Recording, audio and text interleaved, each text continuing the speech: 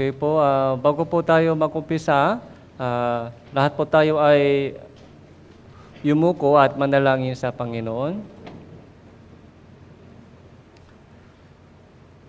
Salamat po, Panginoon, sa oras na ito, sa inyong dakilang biyaya at pagmamahal po sa amin. Salamat din po sa inyong banal na pagtawag sa amin sa lugar na ito upang makinig po kami ng inyong banal na salita at magkaroon ng banal na fellowship sa pangalan ng Panginoon. Samahan niyo po kami sa oras na ito sa aming pakikinig at pag-aaral ng inyong salita upang maging malinaw po sa amin ang inyong dakilang kalooban at pagkalooban niyo po kami ng pusong masunurin upang matupad po ang inyong dakilang kalooban sa bawat isa sa amin. Sa aming natitirang buhay sa mundong ito, nawa patuloy po kami makapaglingkod sa inyo, sa inyong iglesia, sa inyong ebanghelyo. Magmula bukas, gaganapin po namin ang Grand Bible Seminar sa inyong pangalan. Kumilos po kayo sa lahat po ng mga iniimbitahan po namin sa itong darating na Grand Bible Seminar. Gamitin niyo din po lahat ng mga kapatiran dito upang mahikayat po namin ng mas maraming naliligaw na kaluluwa. Mula sa simula hanggang sa katapusan ng itong oras, sa iyo lamang po kami nagtitiwala at umaasa. Ito po yung aming panalangin sa pangalan ng Panginoon Hesus Kristo. Amen.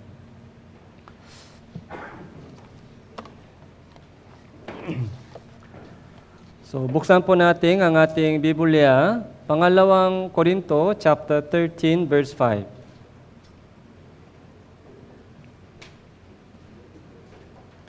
Pangalawang Korinto, chapter 13, verse 5.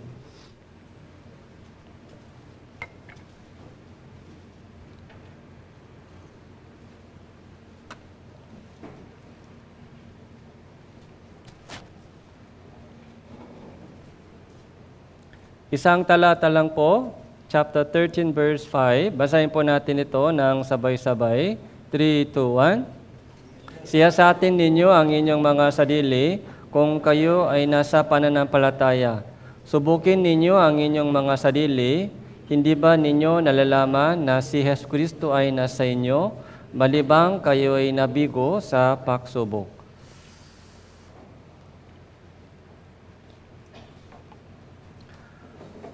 Mabilis po yung takbo ng panahon. May 17 na po tayo, magmula bukas. Gaganapin po natin ang Grand Bible Seminar. Kapag sobrang busy po tayo sa maraming mga schedule, minsan nakakalimutan po natin kung ano ang mas mahalaga sa ating buhay Kristiyano. Sa oras na ito, i-remind po natin yung ating sarili, kung sino po tayo sa harapan ng Diyos, kung ano po ang kailangan po natin gawin o unahin po natin sa ating pamumuhay. So madalas po binabanggit ko po ito sa inyo sa sermon, 2 Corinthians chapter 13 verse 5. Siyasatin ninyo ang inyong sarili at subukin ninyo ang inyong mga sarili. So siyasatin, subukin, halos the same, halos parehas po yung meaning. Examine yourself and test yourself. Ano po ang kailangan po natin i-check po natin? Ano po yung kailangan po natin i-check sa ating Christian living? So, dalawa po ay kailangan po natin i-check. Una sa lahat, ano po yung unang kailangan po natin i-check? Yung ating salvation. Yung salvation. Ito po yung pinakamahalagang checkpoint. Ligtas ba ako o hindi pa? So, maaari po, matagal po kayo sa church. Hindi ko po isa-isa, hindi ko po chine-check yung isa-isa po sa mga kapatiran about salvation testimony. dahil sa mga yung kulang sa oras. Minsan, iniisip ko na, ay, brother na ito ay siyempre ligtas na. O leader siya. O matagal siya sa church, kaya siyempre siya ligtas. Yun po yung iniisip ko. Pero baka po sa mga matatagal po sa church, mga 5 years na sila sa church, o 10 years na sila sa church, pero yung salvation ay hindi pa sigurado. Maaari po yan, maaari.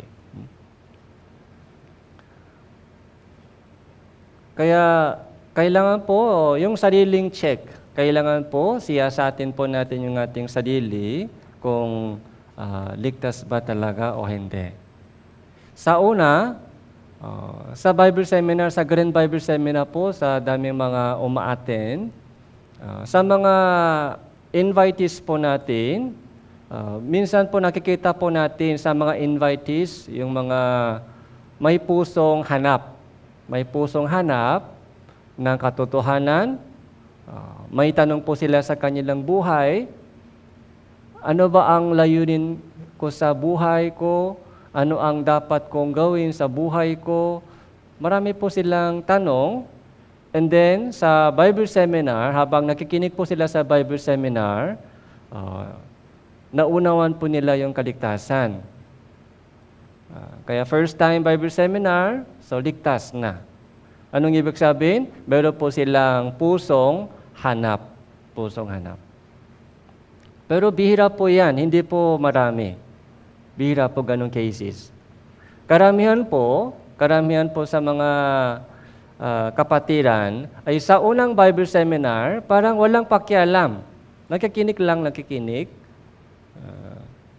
And then, naging close po sa mga kapatiran dito o may kilala sa church. Kaya sa church muna, nag-church muna sila sa church. Every Sunday, minsan absent, pero nag-church muna. Pero hindi pa po sila ligtas. Bakit? Hindi pa po ganong hanap sa katotohanan. Hindi pa po sila seryoso sa kaligtasan. Sanay na po sila sa pag-church. Sanay na po sa mga fellowship sa mga tao. Kaya medyo komportable po sila sa church, pero yung kanilang kaligtasan ay hindi pa malinaw. Dahil hindi pa po sila seryoso sa kaligtasan po nila. Pero habang tumatagal po sila sa church, sa awa ng Diyos, unti-unti binibigyan po sila ng pagkakataon, binibigyan po sila ng pusong hanap, o unti-unti nagiging seryoso po sila sa salita ng Diyos. About God, buhay talaga ang Diyos, meron talagang langit, meron talagang impyerno, kailangan napakahalaga yung kaligtasan. Sa una, hindi po seryoso sila sa ganong mga bagay. Pero habang tumatagal po sila sa church, unti-unti nagiging seryoso po din sila sa ganong mga bagay. Salvation, mahalaga. Ay, gusto ko rin maging assure sa kaligtasan. Kaya after 1 year sila sa church, after 2 years po sila sa church, after 5 years po sila sa church, sa isang Bible Seminar, nakinig po sila ng mabuti, and then naligtas po sila doon. Ito po yung observation ko po sa maraming mga brothers, sisters. Ano pong ibig sabihin? Sa mga members po ng Tanawan Church, so gusto ko sana lahat po ay ligtas na 100%. Pero alam ko po ay hindi lahat 100%. Sa mga nag-church po ngayon sa Tanawan Church, ay meron din pong mga church goer. So, salamat pa rin kahit papaano nag-church at nakikinig. So, napakahalaga po yun dahil habang tumatagal po sila sa church, yung puso po nila ay unti-unti nagiging handa.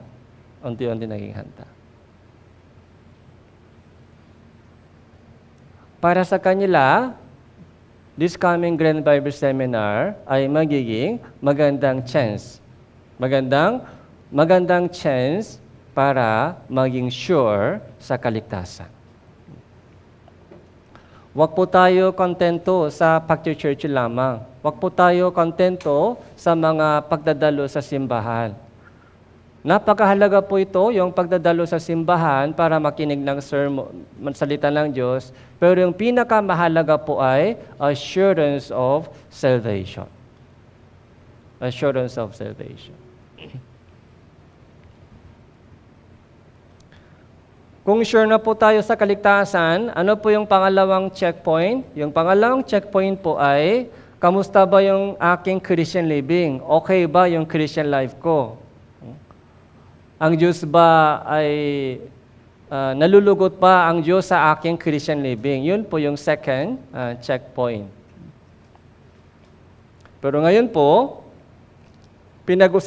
pag-usapan po natin about bunga ng kaligtasan.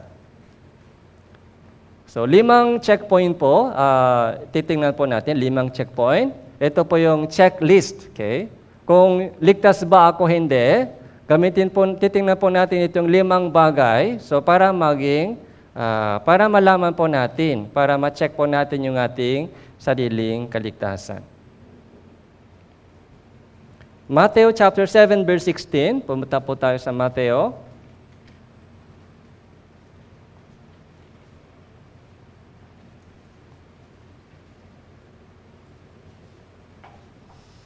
Matthew chapter 7 verse 16, babasahin ko po ito. Makikilala ba ninyo sila sa kanilang mga bunga? Nakakapitas ba ng mga ubas sa mga tinikan o ng mga igo sa mga dawagan? Ganon din naman, ang bawat mabuting puno ay mabuti ang bunga. Unit, ang masamang puno ay masama ang bunga. Hindi maaari mabunga ng masama ang mabuting puno at mabunga ng mabuti ang masamang puno. Verse 19, bawat puno na hindi mabuti ang bunga ay pinuputol at itinatapon sa apoy. Verse 20, basahin po natin, 3, 2, 1. Kaya't makikilala ninyo sila sa kanilang mga bunga. Ano po yung pinaka-best way para makilala yung puno? Ano po yung pinaka-best way o pinaka-madaling paraan? Anong puno ito? So para malaman anong puno ito, ano yung pinaka-best way?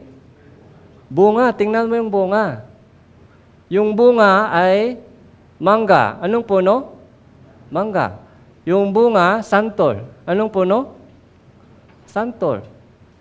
Yan yung pinaka-best way, pinaka-madaling paraan.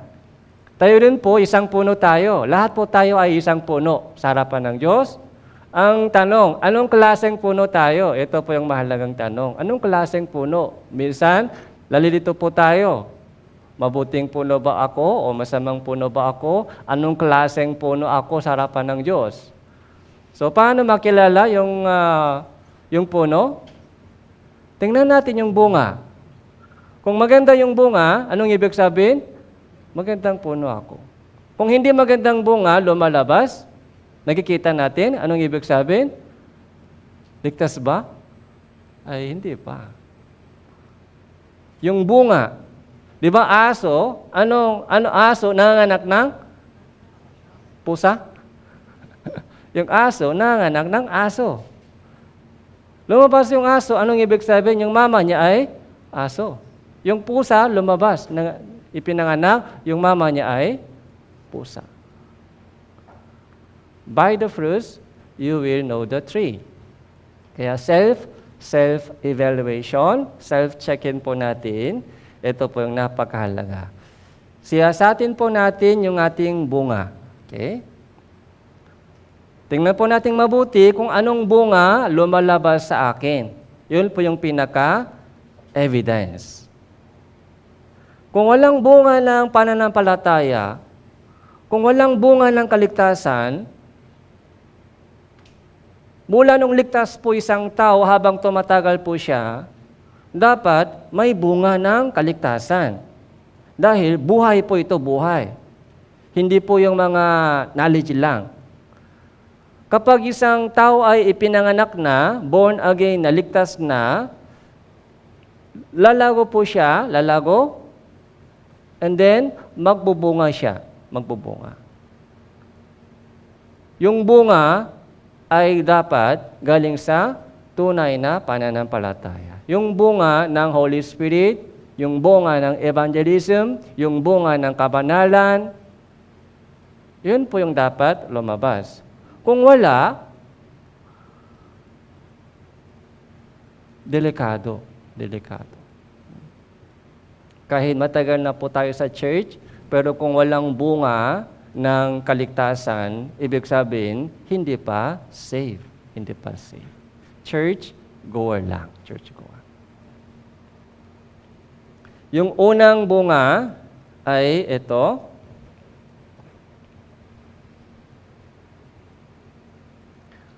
Unang Juan chapter 4 verse 18. Unang Juan chapter 4 verse 18.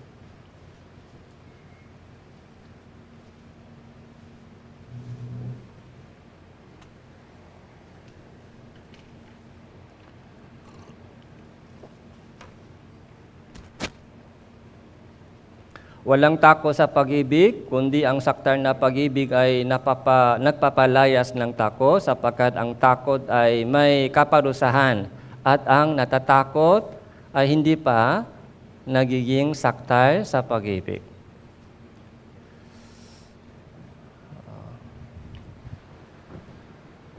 Yung 5 bunga, yung una po ay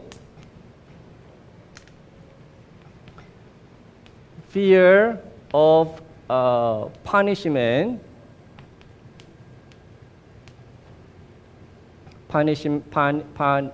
punishment ay ended. Wala nang takot. Okay? Kung meron pang takot, anong ibig sabihin? May question pa. Kung may takot pa sa kamatayan.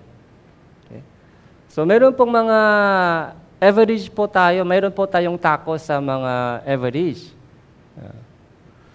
Yung fear of punishment, natatakot pa kayo sa impyerno, o nanginginig pa kayo sa kamatayan.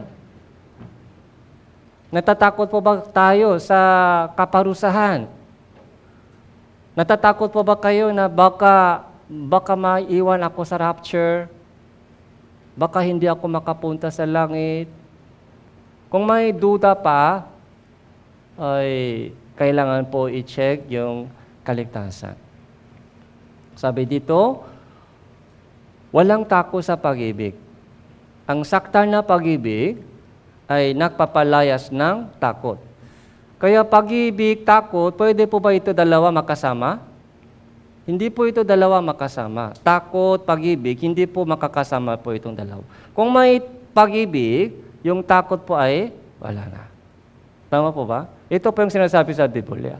Yung saktar na pag-ibig ay nagpapalayas ng takot. Kaya yung natatakot ay hindi nagiging saktar sa pag-ibig. Ibig sabihin, yung mga natatakot po ay hindi pa ligtas. Sa madaling salita, sasabihin ko sa iyo, yung mga natatakot pa sa kamatayan, natatakot pa sa impyerno, natatakot sa kahatulan sa harapan ng Diyos ay hindi pa ligtas. Revelation chapter 21, verse 8. Revelation chapter 21, verse 8.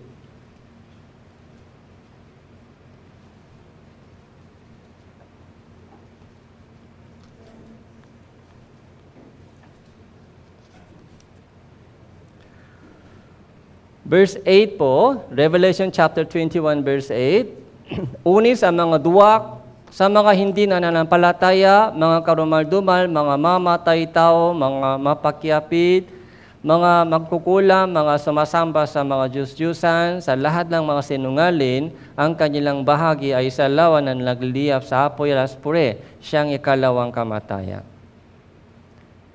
Yung ito po ay, verse 8 po ay listahan. Listahan po ng mga mapupunta sa impyerno. Pero sino po yung nasa una? Yung mga duwak. Yung mga duwak. Yung mga natatakot. Yung mga duwak. Bakit natatakot pa rin po sila? Dahil hindi pa naging saktal yung pag-ibig sa kanila. So, maaari, tikim lang tikim. Tikim ng lasa. Pero hindi pa naging sakta.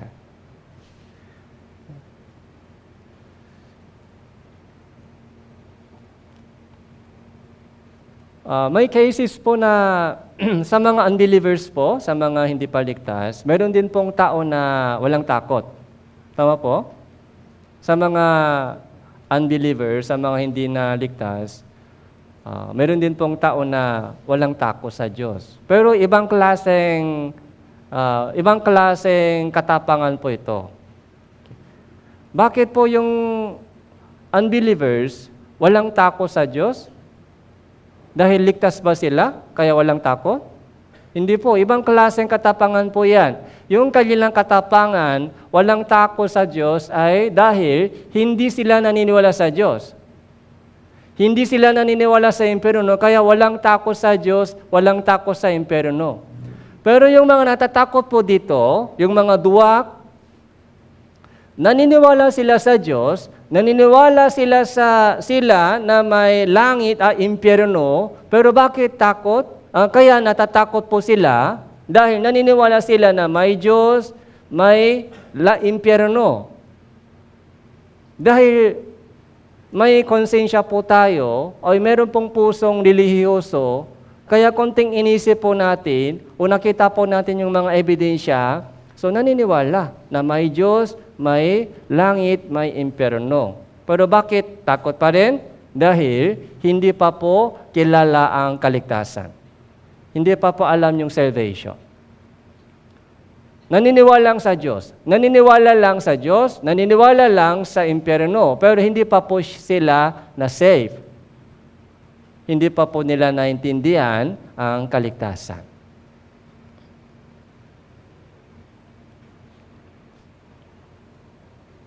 Bakit po sa mga pag-ibuhos po na sa atin yung puso, yung pag-ibig ng Diyos, yung takot po ay nawawala, takot. Roma chapter 8. Punta po tayo sa Roma chapter 8.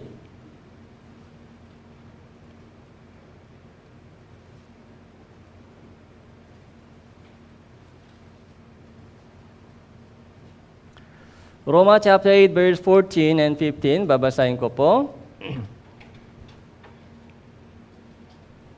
Sapagkat ang lahat ng pinapanubayan ng Espiritu ng Diyos ay sila ang mga anak ng Diyos. Sapagkat hindi kayo tumanggap ng espiritu ng pakaalipin upang muling matakot. Kundi tumanggap kayo ng espiritu ng pakukupkop na dahil dito tumatawag tayo, Aba, Ama. Ang 16 po, verse 16, basahin po natin, verse 16, 3, 2, 1. Ang espiritu mismo ang nagpapatuto kasama ng ating espiritu, tayo'y mga anak ng Diyos. Yung dating espiritu po, ano po yung dating espiritu sa atin? Espiritu ng pakaalipin. Slave, alipin po tayo ng kasalanan, kaya takot. Takot. Yung alipin, yung slave, takot sila sa boss. Takot sila sa boss. Kapag konting mali, tumitingin agad sa boss. Baka papaalisin niya ako. Yun ang takot ng pakaalipin. Baka palayas nila ako.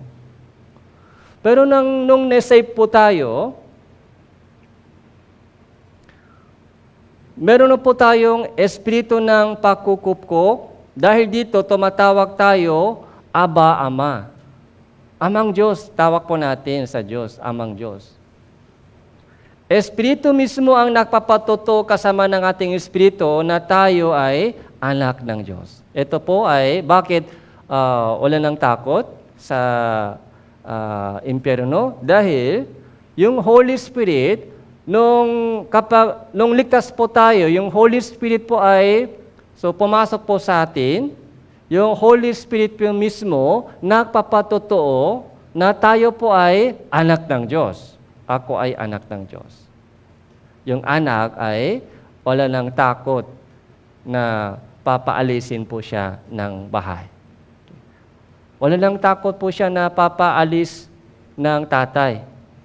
Palo lang, palo. Takot sa palo. Pero wala nang takot sa kaparusahan o impyerno.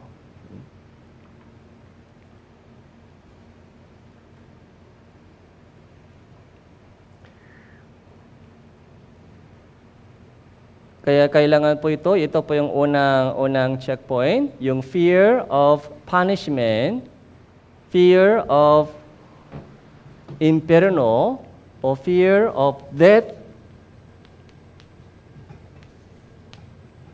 ay tapos na. Okay, end. Kung meron pa po takot, kailangan po natin i-check yung ating salvation. Dahil ganun po yung unang bunga ng kaligtasan. Kaya ibang klase po, ibang meaning po sa atin yung kamatayan. Ibang meaning po yung kamatayan po sa atin. Revelation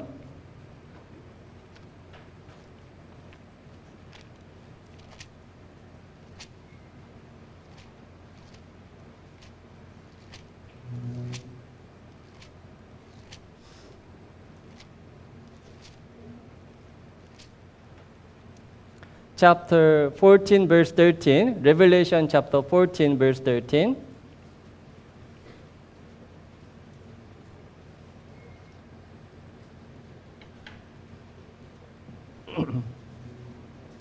Chapter 14 and 13.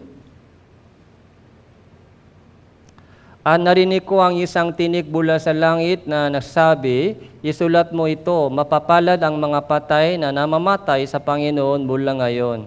Oo, sinasabi ng Espiritu, sila ay magpapahinga sa kanilang mga gawa sapagkat ang kanilang mga gawa ay sumusunod sa kanila. Para sa atin po, bakit po yung mga unbelievers takot po sa kamatayan? Dahil akala po nila hanggang kamatayan lang yung kanilang buhay. Pag namatay na, sabi po nila, wala na siya, tapos na. Maling-mali po yung kanilang pananaw sa buhay. Yung kanilang pananaw sa buhay ay hanggang kamatayan lang. Mula nung ipinanganak hanggang sa kamatayan lang. Yun po yung nasa isip po nila. Kaya umiyak po sila sa sakit, umiyak po sila sa mga pagsubok sa buhay, mga problema sa buhay, ay lalo po sa kamatayan, lubos na po lungkot sa kamatayan. Dahil akala po nila, hanggang dito lang yung buhay. Wala nang pag-asa. Pero sa atin, ano po yun? Ano po yung meaning ng kamatayan? Sa mga Kristyano po, yung ibig sabihin, yung meaning, kahulugan ng kamatayan ay lipad bahay lang, lipad bahay, transfer. Iiwanan yung ating bahay ng tulda dito sa lupa at papasok sa maluwalhating bahay sa langit. Yun po yung kamatayan sa atin. Hindi po maiwasan yung lungkot dahil separate. Hindi na makikita sa mundo, pero may pag-asa pa tayo. May lungkot man, pero hindi masyadong malaki dahil may pag-asa na makita-kita muli sa langit.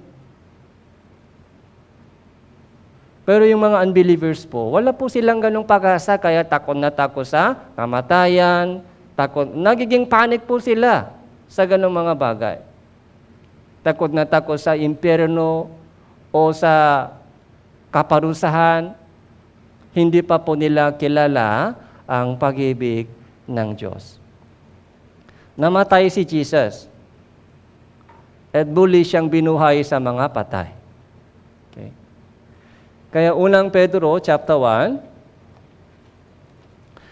last Sunday po, ito po ay pinag-usapan po natin. Unang Pedro, chapter 1.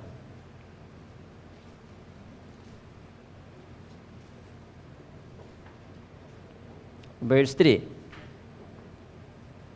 Unang Pedro chapter 1 verse 3, purihin ang Diyos at Ama ng ating Panginoong Hesukristo sa pamamagitan ng kanyang malaking kahabagan ay muli tayong ipinanganak sa isang buhay na pag-asa sa pamamagitan ng muling pagkabuhay ni Hesukristo mula sa mga patay.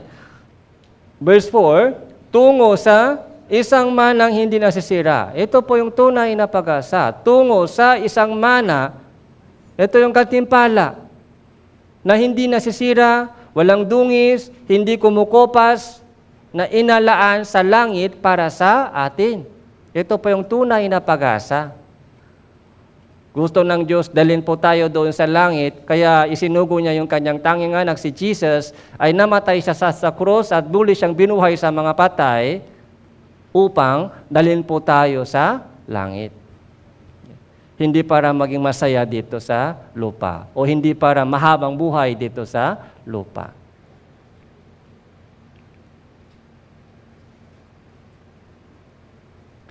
Verse 18 po, lalalaman ninyo, kayo'y tinubos mula sa inyong walang kabuluhang paraan ng pamumuhay na minana ninyo sa inyong mga ninuno, hindi ng mga bagay na nasisira tulad ng pilak o ginto, kundi ng mahalagang dugo ni Kristo, gaya ng sa korderong walang kapintasan at walang dungis. Yung pag-asa po natin sa langit, walang kapintasan, walang dungis, hindi nasisira, hindi kumukupas, dahil yung ating kaligtasan ay sa pamamagitan ng banal na dugo ni Hesukristo na walang dungis at walang kapintasan. Verse 23, basahin po natin, 3, 2, 1. Ipinanganak na kayong muli, hindi ng bining nasisira, kundi ng walang kasirahan, sa pamamagitan ng buhay at nananatiling salita ng Diyos.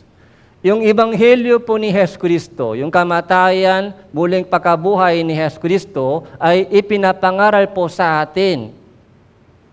Hindi ng bining nasisira, kundi ng walang kasirahan. Puro walang kasirahan, hindi nasisira, hindi kumukupas, hindi nawawala.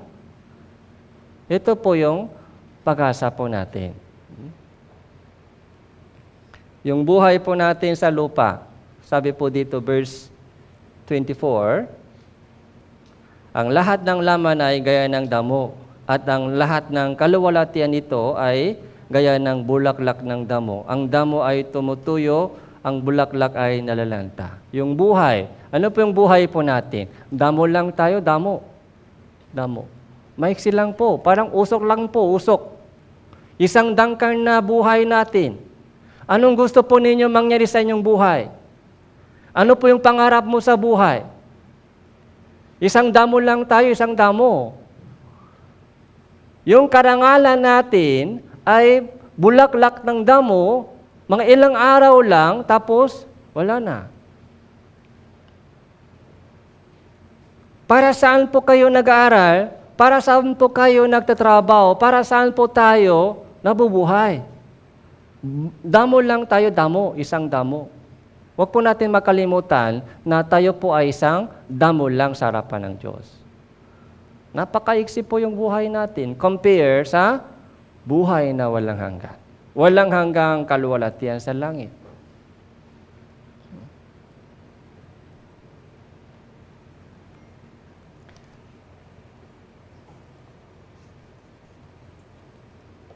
Kaya yung mga Kristiyano po ay ano po yung hinihintay po natin? Ano po yung hinihintay po ng lahat ng Kristiyano? Yung second coming po ni Hesukristo, di ba? Pagbalik po ni Jesus, babaguhin po niya yung ating hamang na katawan. Hindi ganito po tayo sa langit. Babaguhin po niya yung ating hamak na katawan. Dahil damo lang ito, damo. Tolda lang po ito. Babaguhin po niya yung ating hamang na katawan at para maging katulad ng katawan po ni Hesukristo.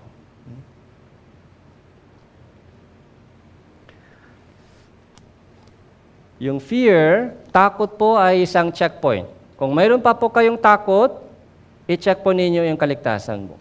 Takot, fear. Pastor, wala akong takot sa kamatayan. Wala akong takot sa impyerno. I-check din po ninyo, baka manhit ka. Kaya hindi mo naramdaman yung takot. Yung isang mga sincere na Kristiyano po ay lagi po chine-check yung kaligtasan. Lagi. Dahil ito po ay napakahalaga. Second checkpoint, pangalawang checkpoint po ay unang Juan chapter 3 verse 9.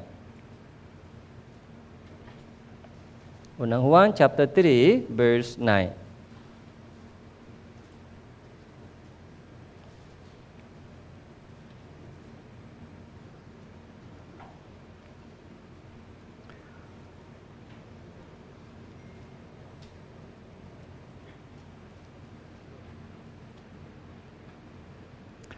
Verse 8, 9 po, babasahin ko po. Ang patuloy na gumagawa ng kasalanan ay sa diablo, sapagkat buhat pa ng pasimula ay nakakasala na ang diablo. Dahil dito, nahayag ang anak ng Diyos upang wasakin ang mga gawa ng diablo. Ang sino man ipinanganak ng Diyos ay hindi patuloy na nakakasala, sapagkat ang kanyang bini ay nananatili sa kanya, hindi siya maaaring makasala sapagkat siya ay ipinanganak ng Diyos. Verse 10, sa ganito nahahayag ang mga anak ng Diyos, ang mga anak ng diablo. Ang sino mang hindi gumagawa ng katuwiran, hindi sa Diyos, pati ang hindi umiibig sa kanyang kapatid. So dito po, nakikita po natin yung dalawang evidence.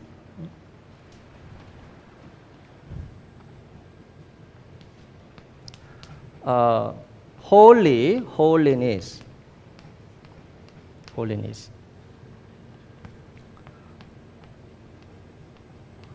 Sanctification. Sa Tagalog po, pabanal.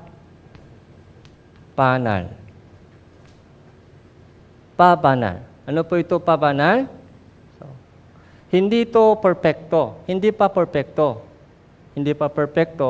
May maaari natitisod. Dahil nasa laman pa tayo. Habang buhay pa tayo, hindi po maiwasan yung kasalanan. Dahil yung ating laman ay may pagnanasa ng kasalanan. Meron pa po tayong likas ng kasalanan, sinful nature. Yung sanctification po, hindi ito perfection. Iba po ito. So, hindi pa po tayo perfecto. Minsan, natitisod pa rin po tayo sa tukso. Hindi natin maiwasan yung kasalanan minsan. Sanctification po ito ay pabanal. Unti-unti, pabanal. Increase. Dapat increase yung pabanal. Kapag decrease, ano po yun? O walang changes. Anong ibig sabihin? Walang changes. Ligtas ba siya? Hindi po. Walang changes. Ligtas pa siya? Hindi po. Tuloy-tuloy sa dating bisyo? Tuloy-tuloy sa dating kasalanan ginawa? Ligtas pa siya? Hindi po. Dahil sabi dito, yung bini ng Diyos ay nasa Kanya, kaya hindi maaari, imposible na hindi tuloy-tuloy. Imposible na tuloy-tuloy sa dating kasalanan. Imposible po yun. Dahil meron po tayong Holy Spirit.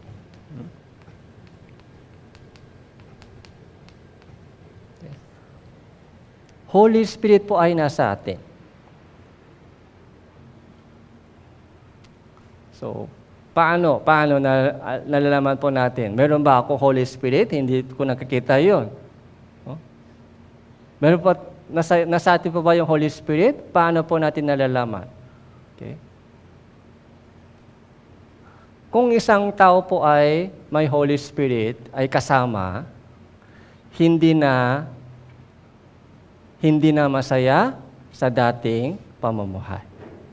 Hindi na pwede enjoy pa sa dating pamumuhay. Lalo na po sa mga kabataan po dito, di ba yung SNS, yung maraming cellphone, yung mga social media sa ating panahon, YouTube, ano pa po, social media yung ginagamit ninyo? TikTok? Meron TikTok? Ano pa? Instagram? Instagram. Okay? Masaya ka dyan. Masaya. Huh? Pero sa Bible reading, sa fellowship, sa sacrifice para sa gawain ng Diyos, masaya tayo? Okay. Isipin po natin kung saan tayo masaya. Hindi po ito obligation.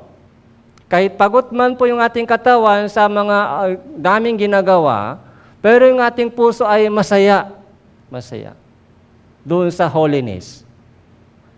Sa dating kasalanan ay maaari matisot po doon dahil sa likas ng kasalanan, pero hindi po masaya tayo doon.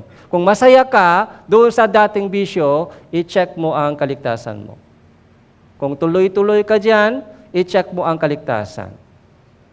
Sa mga tatay, baka may nagiinom pa dito o naninigarilyo pa dito sa dating bisyo. O makasugal pa. Okay. Maaari matisot po, pero yung Kristiyano po ay bumabangon agad. Bumabangon agad. Ay nako, hindi ito pwede. Dahil may kasamang Holy Spirit.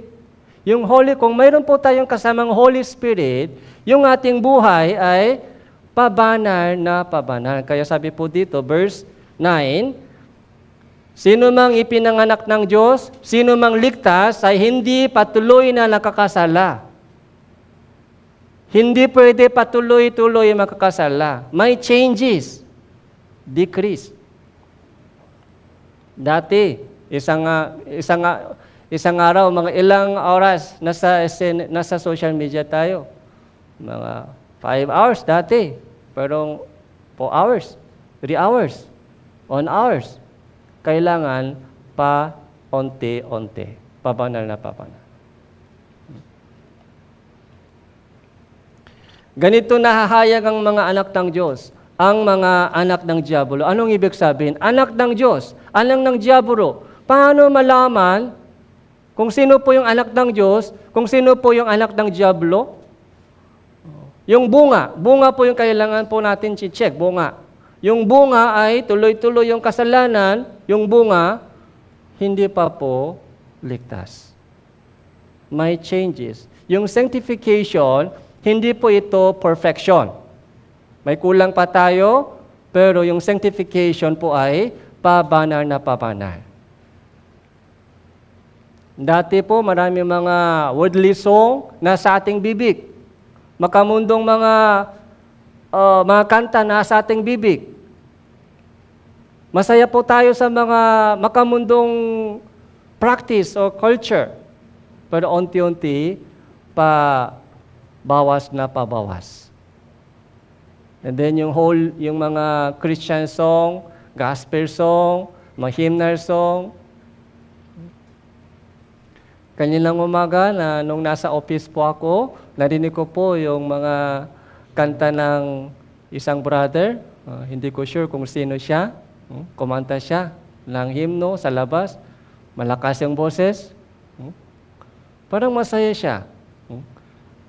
Kaya nagtanong po ako kay Mrs. ko, sino kaya yun kumakanta sa labas? Parang masaya.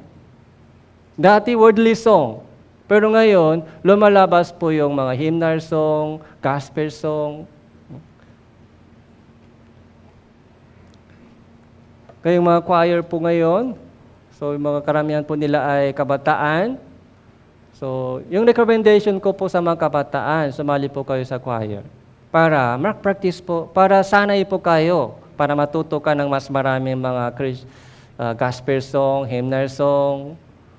So practice, habang nagpa-practice. So magiging sayo po yan mga lyrics. Yung lyrics po dyan ay magiging testimony mo. Kaso lang, kailangan yung practice. Practice. Yung commitment, kailangan po yung commitment. Consistent, kailangan po yun. Hindi pwede, ay gusto lang sumama sa choir, pero walang practice, hindi po pwede. Malaking pakinabang po ng ministry ng choir.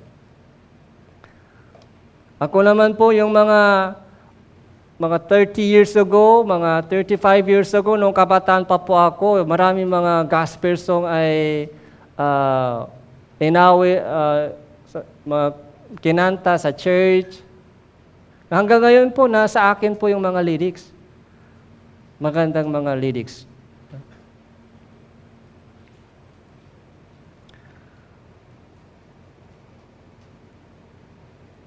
Unang Juan chapter 1, verse 5. Unang Juan, chapter 1, verse 5.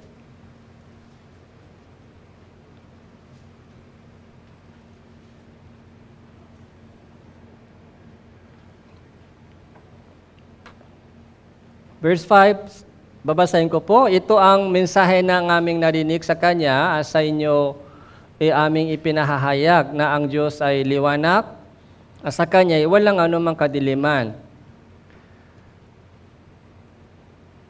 Verse 6 po, basahin po natin, 3, 2, 1. Kung sinasabi natin tayo'y may pakikisama sa Kanya at tayo'y lumalakas sa kadiliman, nagsisinungaling tayo at hindi natin ginagawa ang katotohanan. Ang Diyos ay liwanag, God is light. Anong ibig sabihin? Banal ang Diyos. Lahat po ng anak ng Diyos ay anak ng liwanag. Lahat ng ipinanganak ng Diyos ay anak ng liwanag, kaya dapat lumakas sa liwanag. Ito po yung Christian living. Holiness, sanctification. Pagpapakabanal. Pero ang lakad niya ay nasa kadiliman pa. Lumalakad pa sa kadiliman, pero sabi niya, ligtas daw. Pero lumalakad pa sa kadiliman, anong ibig sabihin? Sabi dito, nagsisinungaling siya. Nagsisinungaling. Nagsisinungaling siya. Hindi siya sa Diyos. Hindi siya sa liwanag. Ang sinasabi ko po sa inyo ngayon ay hindi patungkol sa pagdadalo sa church. Ang sinasabi ko sa inyo ay personal salvation po natin. Napakahalaga po ito. Saan po kayo lumalakad? Lumalakad po ba tayo sa liwanag o lumalakad po tayo sa kadiliman? Ang Diyos ay liwanag. Lahat po ng anak ng Diyos ay anak ng liwanag.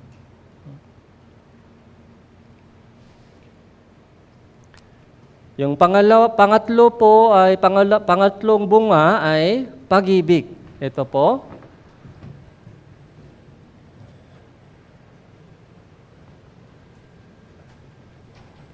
Yung pangatlo po ay love.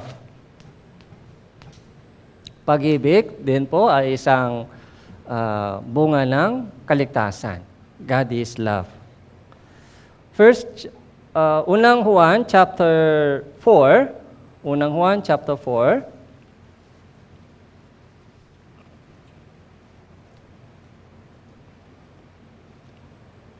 Verse 20 po. Verse 20. Basahin din po natin ang sabay-sabay. 3, 2, 1. Kung sinasabi ng sinuman, iniibig ko ang Diyos, at napupuo sa kanyang kapatid, siya'y sinungaling. Sapagkat ang hindi umiibig sa kanyang kapatid na kanyang nakikita, ay hindi maaari umibig sa Diyos na hindi niya nakikita. Iniibig ko ang Diyos. Mahal ko ang Diyos. Pero napupuo sa kapatid. pag-ibig, kapuutan, pwede ba makasama? Okay. So, maaari tampo, okay? Alam ko po, minsan ako din po natatampo, minsan. Maaari minsan sumasama yung loob. Pero yung matagal na puot, matagal na galit, ay imposible. Okay. Meron po ba tayong matagal na galit?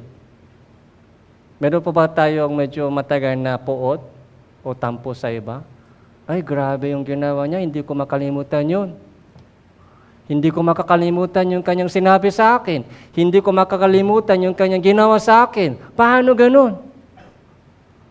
Ilang buwan na, ilang taon na, hindi pa nakakalimutan, nasa ating puso pa. Meron po ba ganung galit at puot?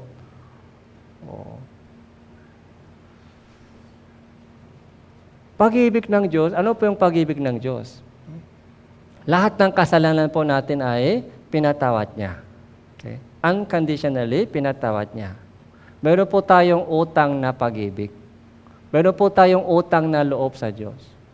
Kaya sabi ng Diyos sa akin, minamahal mo ba ako? Yun din po yung tanong po ni Jesus kay Pedro, di ba? Minamahal mo ba ako? Anong sabi ni Pedro? Opo, minamahal kita. Anong sabi ng Panginoon sa kanya? Alagaan mo ang inyong tupa. Okay. Minamahal mo ba ako? Opo, Panginoon, minamahal kita, ibigin mo ang inyong kapatid.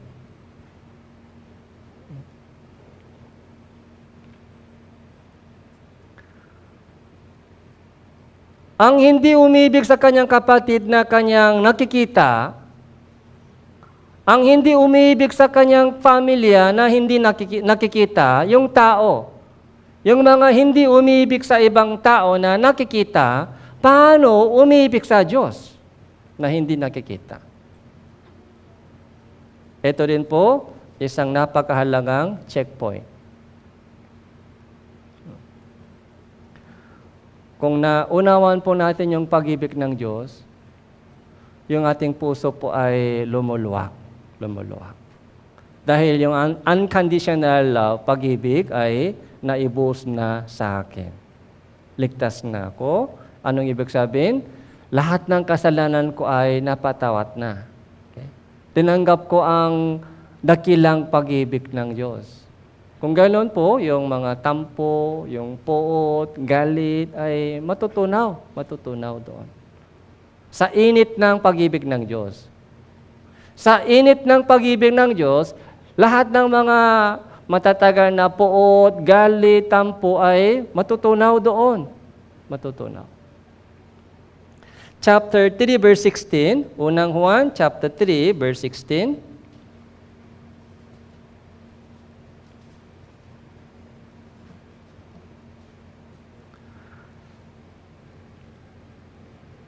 Dito natin nakikilala ang pag-ibig sapagkat ibinigay niya ang kanyang buhay alang-alang sa atin.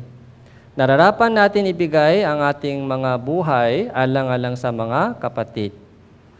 Subalit, ang sinumang may mga pag-aari sa salibutang ito at nakikita ang kanyang kapatid na nangailangan at pinagsasarahan niya ito ng kanyang damdamin, paano nananatili ang pag-ibig ng Diyos sa Kanya? Mga munting anak, huwag tayong umibig sa salita, ni sa dila, kundi sa gawa at sa katotohanan.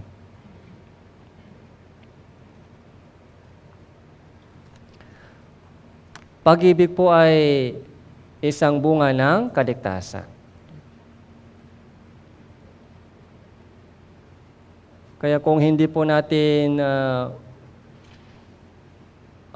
minamahal po ang nakikitang brothers, sisters, o sa family, sa kapitbahay, sa mga kakilala po natin. Kailangan po natin ibigin po sila sa pamamagitan ng pag-ibig ng Diyos na ibinigay niya sa atin. Okay. Yun po yung pinakaunang pag-ibig.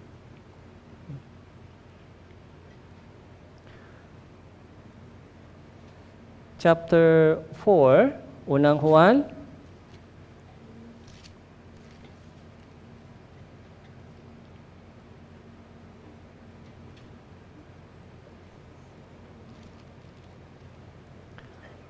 Unang Juan, chapter 4, verse 19 po.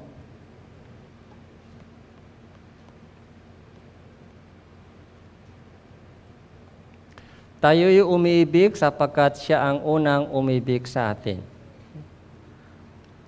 Tayo'y umiibig sa Diyos, tayo ay umiibig sa kapwa dahil ang Diyos, siya ang unang umibig sa akin. Ang Diyos ay unang umibig sa akin. Ito po yung kaligtasan. Noong naligtas po tayo, naunawan po natin na siya ang unang umibig sa akin. Nagbigay ng kanyang tanging anak para sa atin. Pag naunawan po natin yung pag-ibig ng Diyos, natanggap po natin yung pag-ibig ng Diyos, yung ating puso ay puno ng pag-ibig, o maapaw, yung pag-ibig, yun po yung patungo sa kapwa, patungo sa family, patungo sa mga kapatiran, yun po yung bunga ng kaligtasan, yung bunga ng pag-ibig. Bakit po mahirap ibigay sa kanila yung pag-ibig? Bakit po yung kulang po yung sa atin yung pag-ibig minsan? Baka wala pang pag-ibig dumating sa iyo, galing sa Diyos. Yung sariling pag-ibig,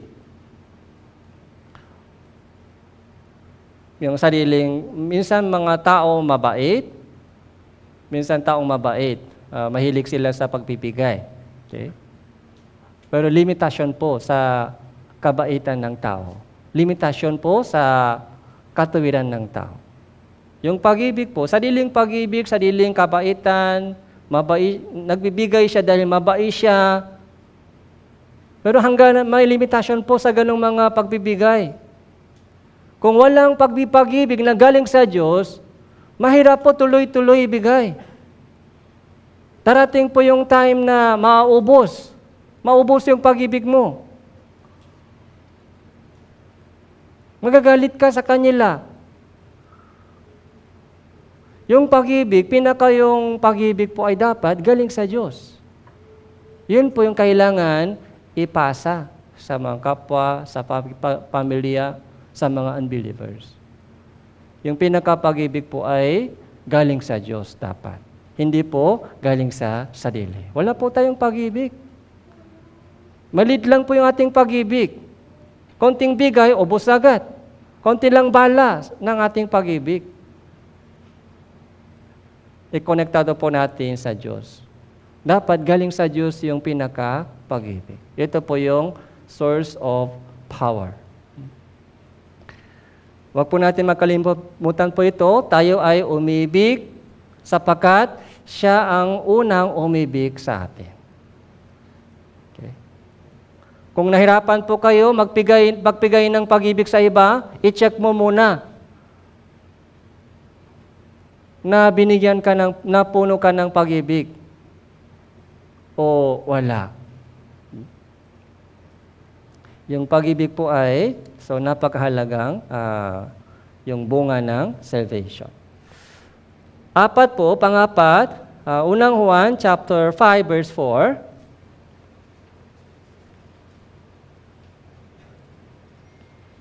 Basahin po natin ito ng sabay-sabay. 3, 2, 1. Sapagkat ang sinumang ipinanganak ng Diyos ay dumadaig sa salibutan. At ito ang tagumpay na dumadaig sa salibutan, ang ating pananampalataya.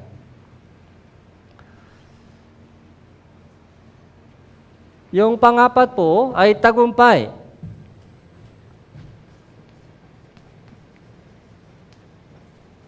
Tagumpay sa salibutan.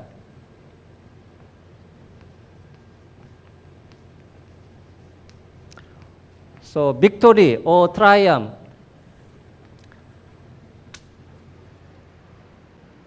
Dumadaig. Medyo deep Tagalog po ito. Dumadaig. Tagumpay. Nanalo. Mananalo tayo sa salibutan. Hindi lagi talo. Kahit isang maliit na bata, alam niyo po ba? Kahit isang maliit na batang babae, kung ligtas na po siya, hindi po siya umaatras. Alam niyo po ba? May power siya, may power. Hindi po siya umatras sa pag-uusik ng magulang. Kaya sa mga high school dito, sa mga sisters o brothers, kung ligtas na po siya talaga, na matindi po yung pag-uusik ng magulang, so, umatras po ba siya?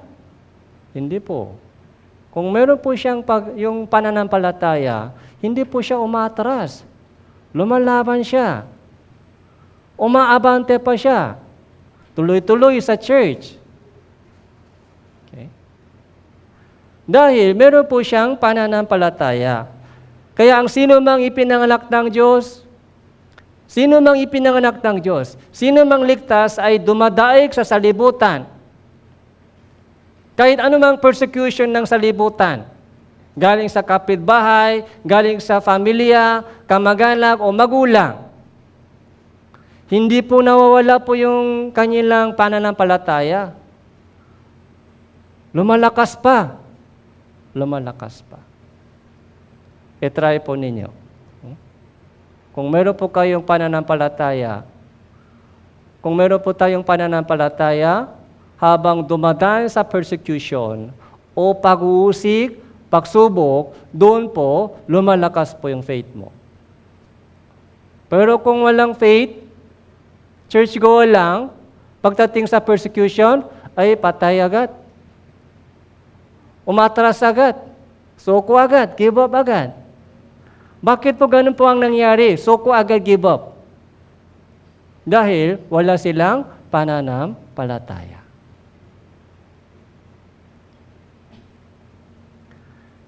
Meron po tayong Holy Spirit kasama. Matapang po tayo, di ba? Wala nang takot. Wala nang takot sa kamatayan. Okay. Kaya anong sabi po ni Apostol Pedro? Gawa, tingnan po natin.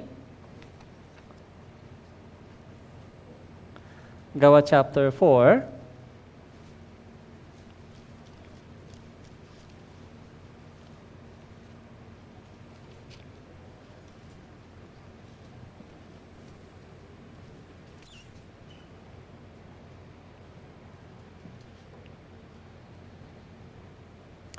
Chapter 4 verse 19 po. Uni sumagot sa kanila si Pedro at si Juan, kung matuwi sa paningin ng Diyos na makinig muna sa inyo sa halip na sa Diyos, kayo ang humator. Sapagkat hindi maaari hindi namin sabihin ng aming nakita at narinig. Nakita ko po maraming mga ganitong cases. Bata pa sila, o sisters, parang mahina po sa labas. Pero lumalaban po siya, nagtatagumpay, dumadaig po siya sa matinding pag-uusik ng asawang lalaki. Kahit hinahabol yung asawang lalaki yung hawak kutsilyo sa church. Okay? Piliin mo ang isa. Church ba o ako? Okay? Pero yung sister po ay may wisdom. Wala nang takot sa kamatayan. Ano po yung prayer po ng itong sister? Sana yung asawa kong lalaki, yung husband ko ay ligtas. Ako ay handang mamatay. Pero sana yung itong asawa kong lalaki, husband, ay maligtas. Lumuluha siya doon. Yung luha po niya, hindi dahil sa takot, kundi para sa kanyang asawang lalaki. Doon po, natunaw yung puso ng lalaki na nakikinig ng Bible seminar, ligtas. Kahit pinupunit po yung Bible, pero pumupunta pa rin sa church. Lagi sinasaway siya ng magulang, pero nag-church pa rin. Nag-aral ng mabuti dahil naririnig po niya sa church, para ma-evangelize yung magulang mo, dapat mag-aral ka ng mabuti. Dapat tumulong ka sa magulang. Kaya nag-aaral siya ng mabuti. Nag-church pa. Walang magsasabi ng magulang dahil tumataas yung grade. Nag-church kaya hinahayaan. Sige.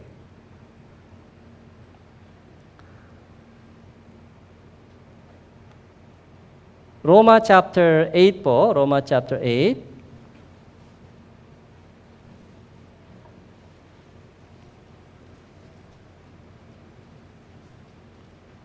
Verse 35, Roma chapter 8, verse 35.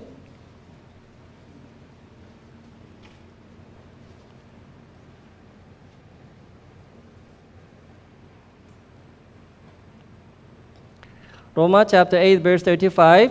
Sino ang makapaghihiwalay sa atin sa pag-ibig ni Kristo? Ang kahirapan ba? O ang kapikatian? O ang pag-uusik? O ang tagutom? O ang kahubaran? O ang panganib? O ang tabak?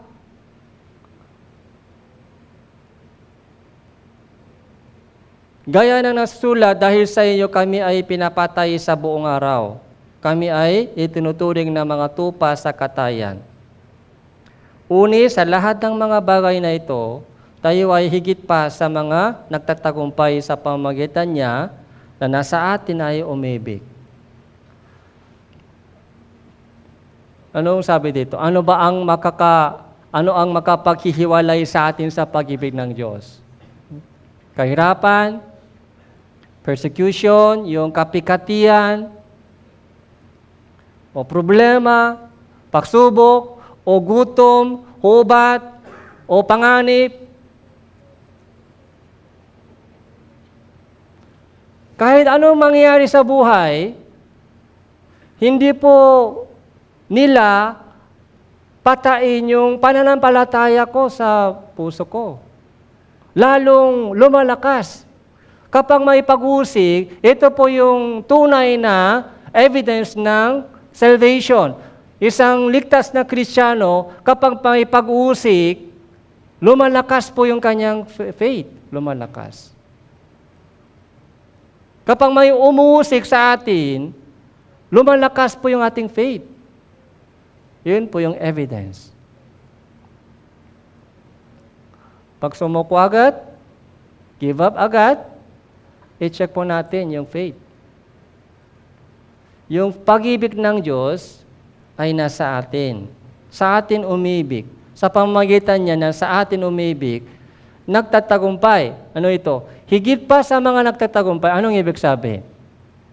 Higit pa sa nagtatagumpay, hindi po yung mga normal na tagumpay. Higit pa. Sobra pa sa tagumpay. Sobra sa dumadaing sa salibutan. Dahil may faith ako, faith. Ano ang ikinatakot po natin? Ano ang katakutan po natin bilang isang taong ligtas?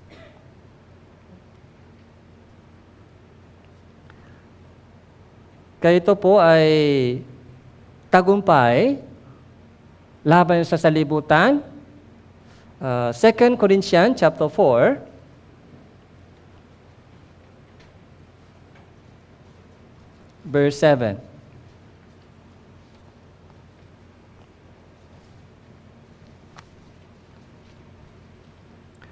Pangalawang Korinto chapter 4, verse 7, Uni taglay namin ang kayamanang ito sa mga sisidlang lupa upang ipakita na ang nag-uumapaw na kapangyarihan ay mula sa Diyos ay hindi mula sa atin. Verse 8, sa bawat panig ay pinagmamalupitan kami, subalit hindi nadudurok. Nalilito, subalit hindi nawawalan ng pag-asa, pinag-uusik, subalit hindi pinababayaan, inilulukmok, subalit hindi napupuksa. Ito po yung Christian. Okay. Ito po yung Christian. Sa bawat panig, pinagmamalupitan. Parang sarado po ang bawal panig, sarado. Parang walang exit. Hindi nadudurok. higit pa sa nagtatagumpay.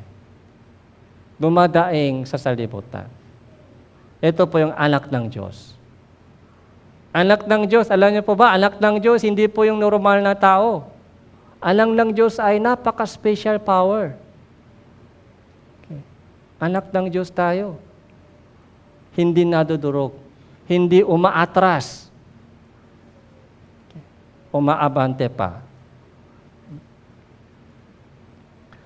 Huwag po natin ibaba yung ating standard. Malinaw na po sa Biblia po yung standard. Yung evidence ng kaligtasan. Bunga ng faith. I-check po natin yung ating sarili kung nasa atin ba ito nangyari. Kung hindi pa, so i-check po natin yung ating kaligtasan. Last po ay number 5.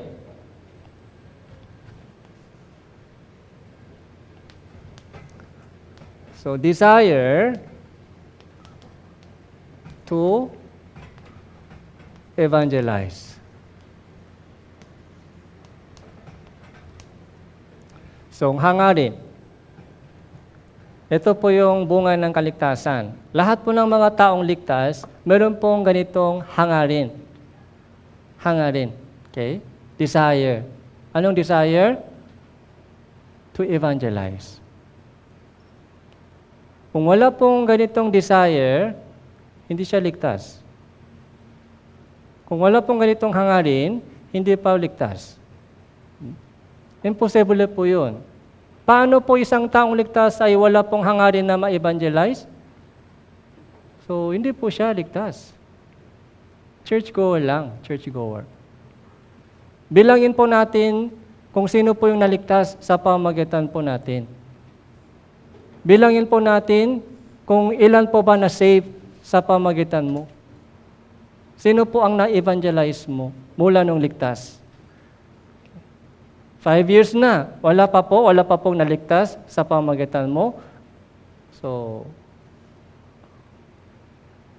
kailangan po natin evangelize. Ito po yung desire po ay galing sa Diyos.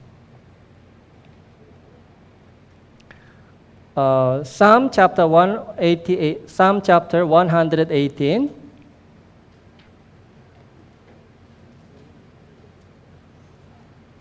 Verse 17 po.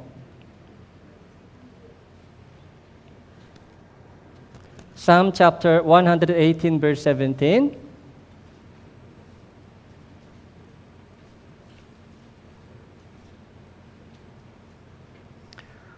Hindi ako mamatay, kundi mabubuhay at ang mga gawa ng Panginoon ay isa sa laysay.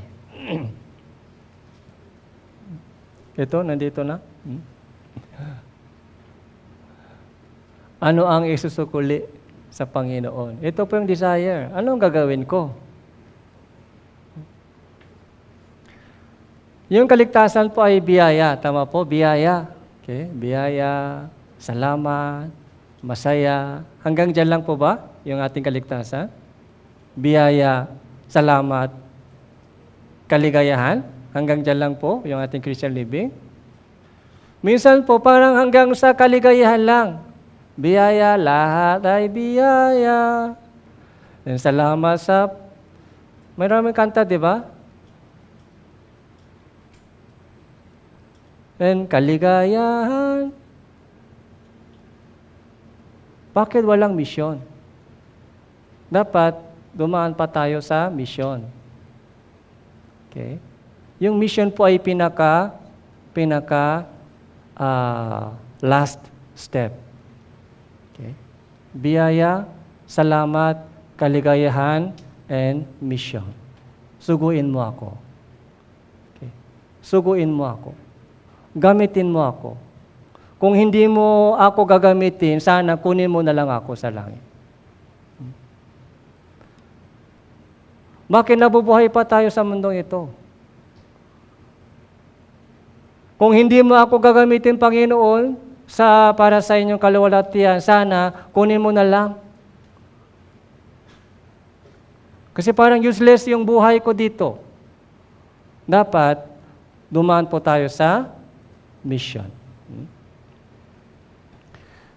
Hindi ako mamatay kundi mabubuhay at ang mga gawa ng Panginoon ay isasalaysay. Isang napakagandang example po ng itong mga time team na hangarin po ay nakikita po natin sa puso ni Esther. Esther chapter 8 verse 6. Sa Lumang Tipan, Esther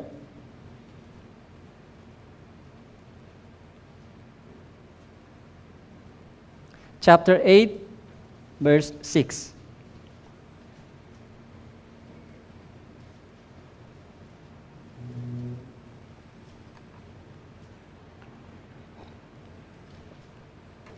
Esther chapter 8 verse 6. Basahin po natin ang sabay-sabay. 3, 2, 1.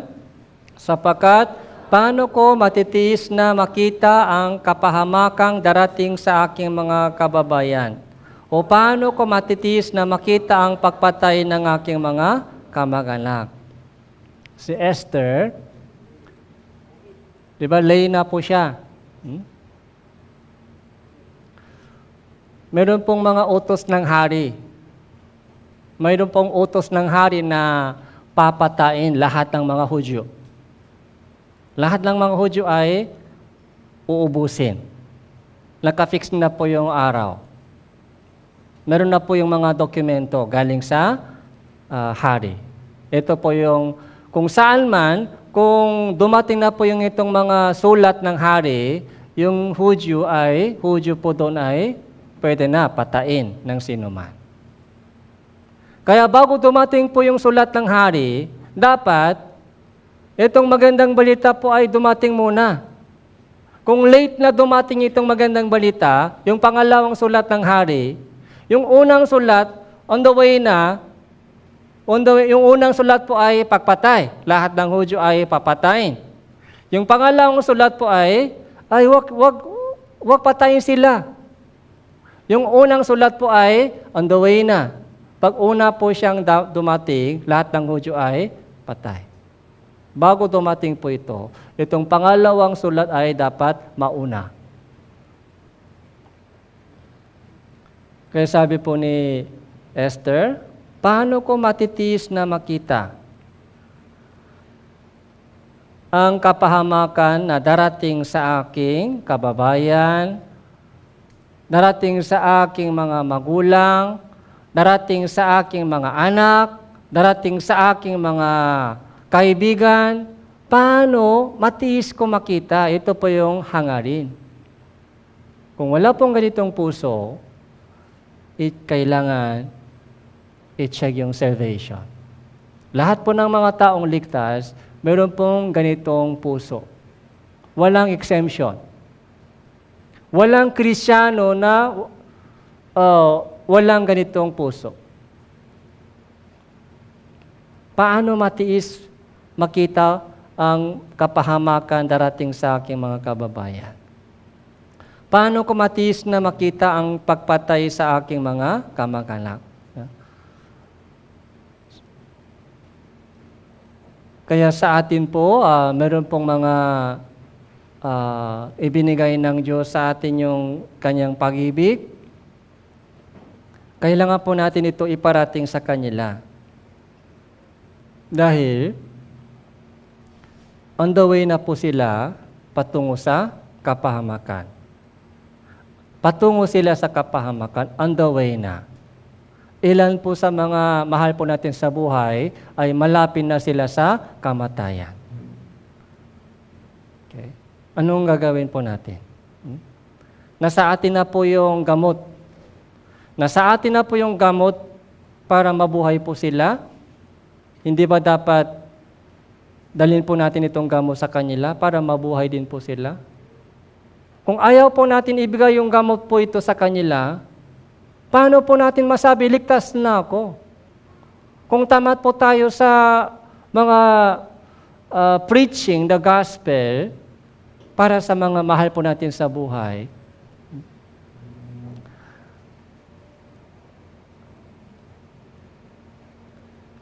Pangalawang Hari chapter 7 verse 9. Pangalawang Hari.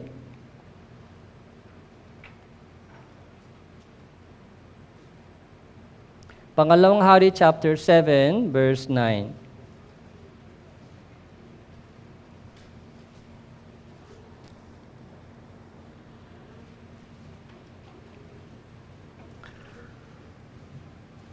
Pagkatapos sinabi nila sa isa't isa, hindi tama ang ginagawa natin. Ang araw na ito ay araw ng mabuting balita. Kung tayo ay mananahimik at maghihintay ng liwanag sa kinaumagahan, parusa ang aabot sa atin, tayo na ngayon. Umalis na tayo at ating sabihin sa sambahayan ng hari. Ito po yung apat na ketungin. Sabi po nila, apat na ketungin sa bawat isa. Hindi tama ang ginagawa natin. Ang araw na ito ay araw ng mabuting balita. Anong mabuting balita po sa kanila? Yung kalaban po ng Israel, kalaban ay umalis na. Akala po ng ibang mga Hudyo ay meron pa. Nandyan pa yung kaaway, kalaban po ng Israel. And nagugutom sila ngayon, walang pagkain. Itong apat na ketungin po ay sabi po nila, tara na tayo. Kahit dito tayo mamatay sa gutom. Pumunta po sila sa kampo ng kaaway dahil may pagkain dito. Pagdating po nila, doon po nila nakita na wala nang kaaway. Tumakas na lahat. Maraming pagkain pa. Ito po yung magandang balita. Ano ang dapat gawin? So kumain sila. Busok na. And then ano pong dapat gawin? Yung kanilang kababayan ngayon ay namamatay sa gutom ngayon. Dapat ipaalam sa kanila na marami ng pagkain dito, kung hindi, mamatay sila. Yun po yung sabi po nila, ay hindi tama ang ginagawa natin. Kami lang kumakain, nag-enjoy, busok na. Hindi tama ang ginagawa namin. Hindi tama. Namamatay sila ngayon sa gutom. Dapat, puntahan natin sila, iparating sa kanila ang magandang balita. Kung tayo ay mananahimik, maghihintay ng liwanag sa kinaumagahan, ay bukas na lang. Paano po yung mga tao mamatay sa gabi? Kung tahimik lang tayo, maghihintay hanggang bukas ng umaga, aabot sa atin ang parusa. Katulad po ng itong apat na ketungin, kailangan po natin isipin ng mabuti. Yung mabuting balita, magandang balita, ebanghelyo na dumating sa atin ay hindi lamang para sa aking sarili. Kailangan po natin ito iabot sa mga mahal po natin sa buhay. Kaya itong limang bunga ng kaligtasan, nakita po natin ngayon. Takot ng kaparusahan ay tapos na. Pangalawa, yung pabanar, yung pagpapakabanar. Pangatlo, pag-ibig. Pangapat, tagumpay sa salibutan. Panglima ay hangarin sa evangelism. I-check po natin ito. Checklist po ito.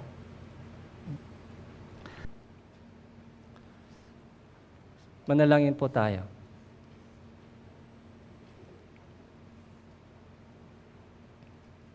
Salamat po, Panginoon, sa inyong dakilang biyaya at mensahe na ipinakaloob niyo po sa amin. Nakita po namin, Panginoon, yung bunga ng pananampalataya. Tulungan niyo po kami upang siyasatin po yung aming sarili, subukin yung aming sarili kung nasa pananampalataya po kami o hindi. Kung meron po dito sa mga yumuyuko na hindi pa malinaw yung kanilang kaligtasan, tulungan niyo po sila, Panginoon, upang maging seryoso po sila sa itong bagay at maging malinaw, magkaroon din po sila ng tunay na kaligtasan. Gamitin niyo po ang bawat isa sa amin dito upang hikayat po ang maraming naliligaw na kaluluwa sa paligid po namin. Mauna po kayo kumilos sa lahat po ng aming mga inimbitahan, sa lahat po ng mga magsasakripisyo para sa itong darating na Grand Bible Seminar. Ito po yung aming panalangin sa pangalan ng Panginoon Hesus Kristo. Amen.